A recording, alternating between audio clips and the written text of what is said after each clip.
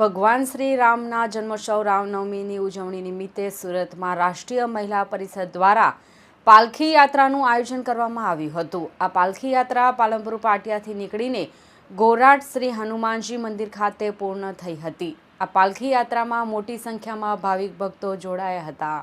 ભગવાન શ્રી રામના જન્મોત્સવ રામનવમીની ઉજવણી નિમિત્તે સુરતમાં રાષ્ટ્રીય મહિલા પરિષદ દ્વારા પાલખી યાત્રાનું આયોજન કરવામાં આવ્યું હતું। આ પાલખી યાત્રા પાલનપુર પાટિયા દ્વારકાધીશ સોસાયટીથી નીકળી હતી અને શ્રી ગોરાટ હનુમાનજી મંદિર ખાતે પૂર્ણ થઈ હતી। આ પાલખી યાત્રામાં મોટી સંખ્યામાં ભાવિક ભક્તો જોડાયા હતા। શ્રી રામ સ્તુતિ દ્વારા આ પાલખી યાત્રા પ્રારંભ થઈ હતી। કાર્યક્રમ દરમિયાન આમંત્રિત મહેમાનોનું સ્વાગત અને તેમના આશીર્વચનનું આયોજન કરવામાં આવ્યું હતું। આ ઉપરાંત શ્રી રામ પરિવારની વેશભૂષામાં સજ્જ નાના બાળકો અને તેમના માટે ખાસ બગીની વ્યવસ્થા કરવામાં આવી હતી। આ ઉપરાંત સૌ ભક્તો માટે મહાપ્રસાદની વ્યવસ્થા કરવામાં આવી હતી। અમારા ગોપી મહિલા મંદિર વાળા એ ત્યાં વરાછાથી અહીંયા સેવા માટે સ્પેશિયલ આવ્યા છે, નિસ્વાર્થ ભાવે। શું કહેશો આજના દિવસ પાવન દિવસે શું કહેશો? બસ રામ ભગવાનના જન્મ માટે અમે બધા સૌ ભેગા મળી અને પાલખી યાત્રા કાઢી અને બધાનો સાથ સહકાર અને સપોર્ટ સારો મળ્યો। એમાં અલકાબેનનો અમને સપોર્ટ સારો મળ્યો છે અને અલકાબેનને અમે ખૂબ ખૂબ ધન્યવાદ।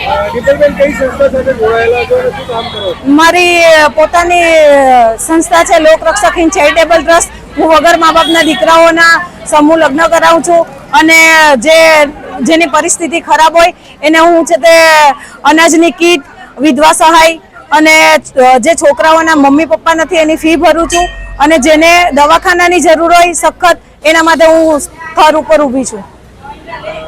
આજે શું કાર્યક્રમ રાખવામાં આવ્યો રામ જન્મદિવસ? રામનવમીની યાત્રા શોભાયાત્રા કાઢી હતી અમે પાલનપુર પાટિયા ગણપતિ મંદિર પાસેથી અને ગોરાટ મંદિર સુધી અમે લઈને આવ્યા છે। મારું નામ શિવાની પંચાલ છે, હું વોર્ડ 11 માં પ્રમુખ છું। શું કાર્યક્રમ રાખ્યો રામ જન્મભૂમિ?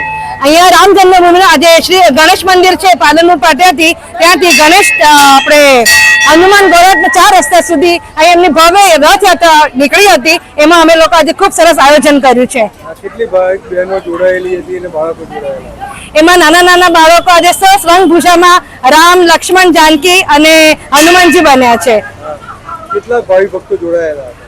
ખૂબ ભાવિ ભક્તો છે અહીંયા, બધા ભજન કીર્તન માટે બધા બેસેલા બહેનો પણ છે અને ખૂબ સરસ રામધૂન ચાલી, એ લોકોએ રામ જન્મ ઉત્સવ બી કર્યો, ખૂબ આનંદનો માહોલ રહ્યો। Bureau report LK star news Surat.